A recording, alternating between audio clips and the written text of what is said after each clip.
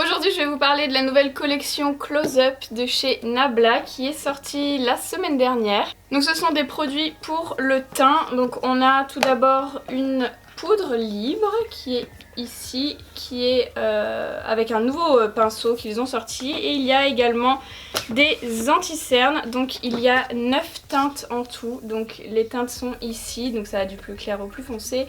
Et on a également un pinceau anti-cerne. Dans la collection, il y a aussi une éponge donc, qui ressemble très fortement au Beauty Blender et tous les produits de la marque Nabla sont vegan et cruelty free. Pour commencer, donc on a une poudre libre qui existe en une seule couleur, donc c'est la teinte translucide, donc translucent, et elle fait 30 grammes et elle coûte 18 €. On a aussi avec un pinceau qui est hyper doux et donc qui est en poil synthétique vu que la marque est vegan et cruelty free. Et le pinceau lui est au prix de 14,50 €, donc je trouve pas ça hyper cher. On a également l'éponge qui se présente comme ceci, qui ressemble vraiment au Beauty Blender, c'est exactement pareil. Il faut la mouiller pour l'utiliser, mais vous pouvez très bien l'utiliser sèche. En fait, ça dépend vraiment de ce que vous voulez. Si vous voulez quelque chose de très couvrant, ne la mouillez pas, mais elle est un peu plus petite. Moi, je préfère quand c'est un peu plus gros, du coup je mouille, mais j'essore bien. Donc quand vous la mouillez, ça prend un petit peu d'ampleur, c'est légèrement plus gros, mais vous avez quand même un résultat un peu plus dilué. Et en termes de prix, elle est à 8,50 €, donc ça c'est les prix normaux pour ce type de produit. On a donc l'anti-cerne qui est la star de ce lancement, qui me fait beaucoup penser au Shape Tape de chez Tarte, et lui il coûte 15,90 € et il est disponible donc en 9 teintes. Et pour 9,50 €, on a le pinceau anti-cerne, donc je le trouve légèrement trop ferme pour appliquer l'anti-cerne. En général, quand j'applique mes anti-cernes au pinceau, je préfère des pinceaux souples pour éviter de faire des traces et surtout pour éviter d'enlever la matière et de la faire bouger. Donc pour moi, c'est un pinceau qui sera sûrement bien pour dégrader mais pas pour l'anti-cerne. Comme je vous disais, le packaging m'est fortement familier, d'autant plus que c'est un applicateur qui est comme ceci, donc exactement comme l'applicateur Shape Tape. Je sais pas si c'est exactement le même, mais en tout cas ça ressemble fortement. Et du coup vous voyez, en termes de packaging, on est vraiment sur la même chose, la même taille. Donc l'anti-cerne Shape Tape, il est au prix de 26 € et vous l'avez en 14 teintes je crois. Donc moi c'est la teinte fer, et pour ma teinte dans le Nabla c'est porcelaine, donc c'est la première teinte comme d'habitude. Mais vous avez 10 ml dans le Shape Tape pour 26 € et on a seulement 4 ml dans le Nabla pour 15,90 €. Donc au final le Nabla revient plus cher parce qu'il va durer quasiment même plus de 2 fois moins longtemps que le Shape Tape. Donc voilà, c'est le même packaging, mais ils nous ont un petit peu arnaqué sur la quantité. En fait, vous avez l'impression que vous achetez une grosse quantité et au final, il n'y a que 4 ml dedans, et 4 ml, c'est vraiment très peu. Je vais donc tester les deux produits de la collection, ainsi que l'éponge et peut-être le pinceau poudre, mais je vais pas utiliser le pinceau anti-cerne parce que je vous ai dit, moi je sais direct que je vais pas aimer pour l'anti-cerne. Je le trouve vraiment trop dense, j'utiliserai sûrement pour faire des dégradés, donc je vais appliquer l'anti-cerne comme j'ai l'habitude de le faire, du coup avec l'éponge, donc la nouvelle éponge de chez Nabla. Et j'ai bien envie de comparer l'anti-cerne Shape Tape avec celui de Nabla, parce que clairement Nabla a voulu concurrencer Shape Tape, et ils ont la même promesse, à savoir un rendu hyper couvrant, mat, qui ne file pas, qui est longue tenue, etc. Et je veux vraiment comparer pour voir si le Nabla est aussi bien que le Shape Tape, parce que le Shape Tape c'est vraiment celui que je préfère depuis que je l'ai testé, ça fait un petit peu plus d'1 an. Je ne m'en sépare pas, et pourtant j'avais des anti-cernes avant que j'adorais, et en fait celui-ci les a vraiment tous détrônés. Donc voilà, j'ai bien envie de tester ça, je pense que je vais faire Nabla de ce côté et Tarte de celui-là, voilà. Donc là j'ai mis ma base et je vais commencer avec mon fond de teint. Donc comme d'habitude j'en mélange deux différents, donc le Shape Tape de chez Tarte, le mat, et ensuite, parce qu'il est trop foncé, et ensuite je vais appliquer avec l'éponge le faux filtre de chez Huda Beauty. Donc ça, ma teinte c'est la teinte Light Neutral, et le Huda Beauty c'est la teinte Angel Food. J'ai pris donc l'éponge de chez Nabla et je vais mettre une pompe du fond de teint Huda Beauty dessus, et je vais l'appliquer sur mon visage, donc un peu partout. Et donc la prise en main, donc la taille c'est exactement la même que le Beauty Blender. En termes de texture, j'ai l'impression qu'elle est légèrement plus ferme, mais peut-être parce qu'elle est neuve, donc moi c'est vrai que j'ai que des anciennes, donc elles sont un petit peu plus souples quand vous les lavez beaucoup de fois. Mais en tout cas ça a l'air d'être franchement la même texture. J'ai l'impression qu'elle rebondit un petit peu mieux, Mais encore une fois, peut-être c'est parce qu'elle est neuve, je sais pas si ça fait ça sur les nouvelles de Beauty Blender, je me rappelle pas. Écoutez, j'aime beaucoup cette éponge, elle est vraiment très bien. Comme je vous dis, franchement, j'ai l'impression qu'elle est un petit peu plus... Ouais, qu'elle rebondit un peu mieux, qu'elle est plus ferme en fait, mais c'est pas dérangeant. En général, j'aime les éponges molles, plus l'éponge est souple, plus vous aurez de la couvrance. Mais là, franchement, je dois dire que c'est très agréable. Mon teint est fait maintenant, je vais passer aux anti-cernes. Donc je vais commencer avec le Nabla ici, donc je vais l'appliquer comme j'ai l'habitude de le faire. Alors, c'est parfumé, ça sent la noix de coco, ça sent très très bon je dois dire. Alors moi qui déteste l'odeur du Shape Tape qui est quand même très très fort, autant celui-là il sent vraiment très bon. Donc pour l'instant ça a l'air assez couvrant, en tout cas comme le Shape Tape. Et là j'applique donc le Shape Tape de ce côté-là. Alors la texture est quand même plus épaisse pour le Shape Tape. À l'application on le sent, c'est un peu plus crémeux, enfin même beaucoup plus crémeux. Là ça glisse beaucoup plus. Donc quand une texture a tendance à glisser beaucoup, c'est qu'elle est assez transparente. Et quand elle est un petit peu plus épaisse, elle glisse moins bien et en général c'est plus couvrant. Donc je vais commencer à tapoter, donc comme j'ai l'habitude de le faire, du côté du Nabla. Donc pour l'instant, je vois pas de choses particulièrement alarmantes.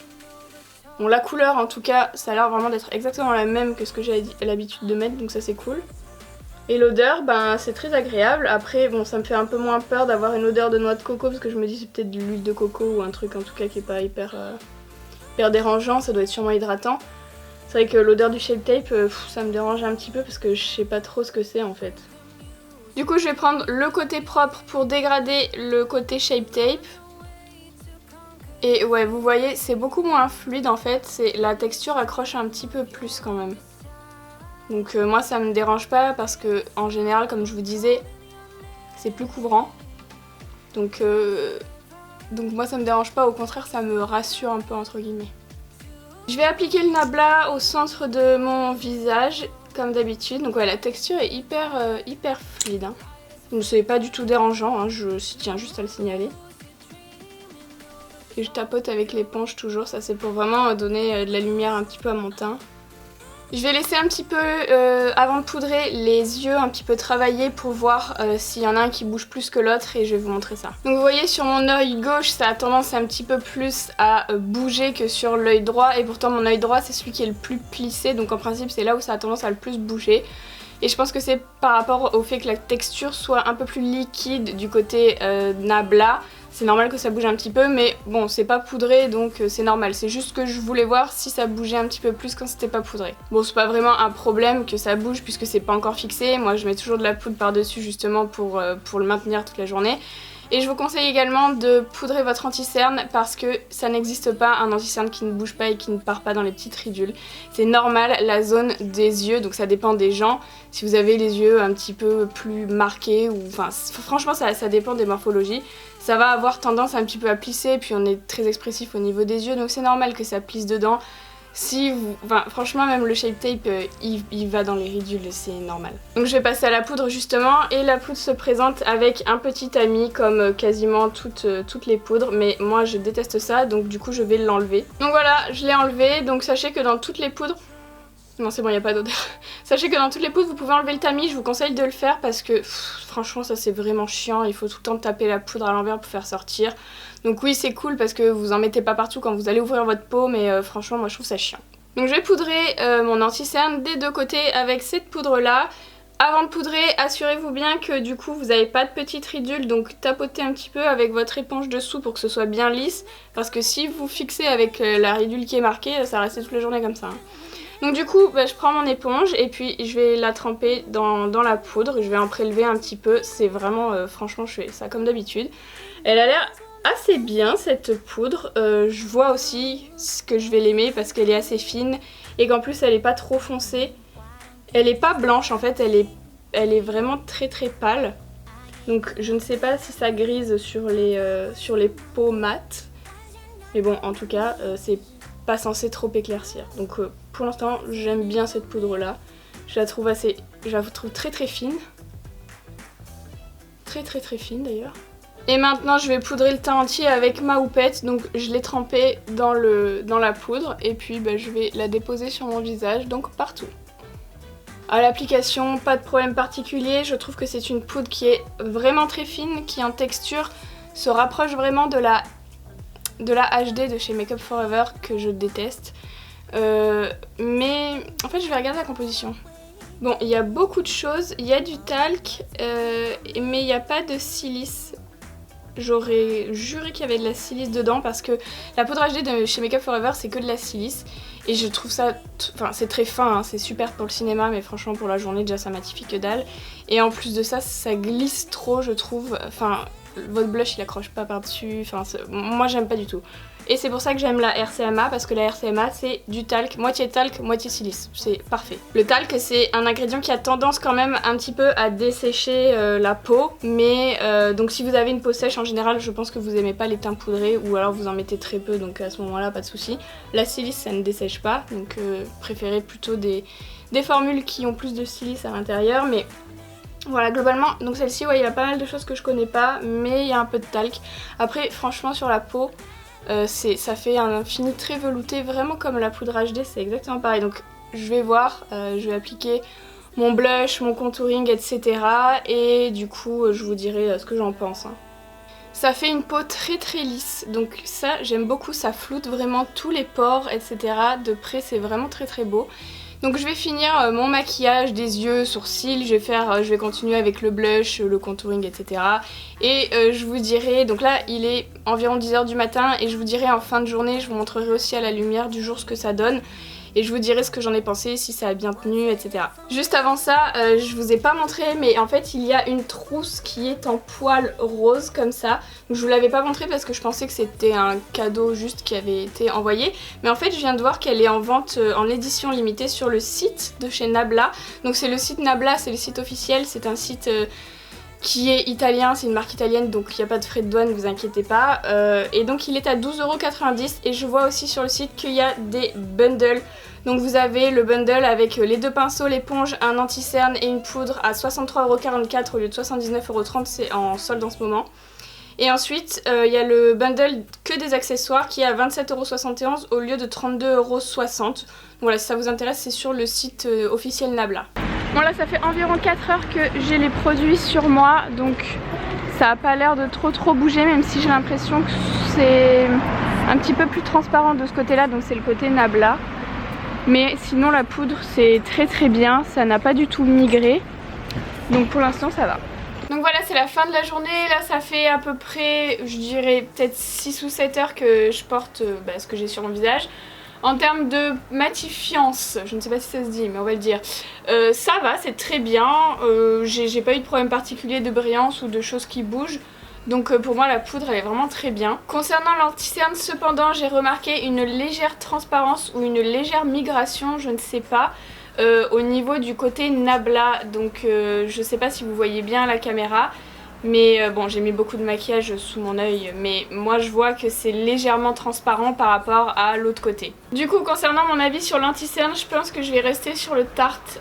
Pourquoi? Parce que je trouve qu'il est plus épais et plus couvrant et moi je préfère ça.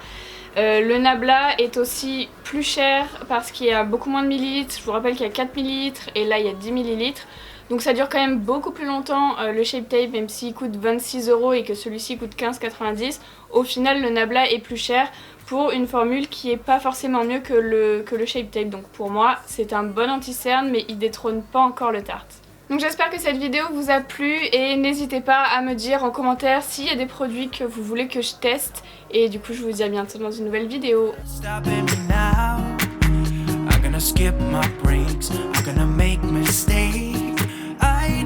I feel alive. It's just what I do when I'm out, so try not to hold me down, feel alive.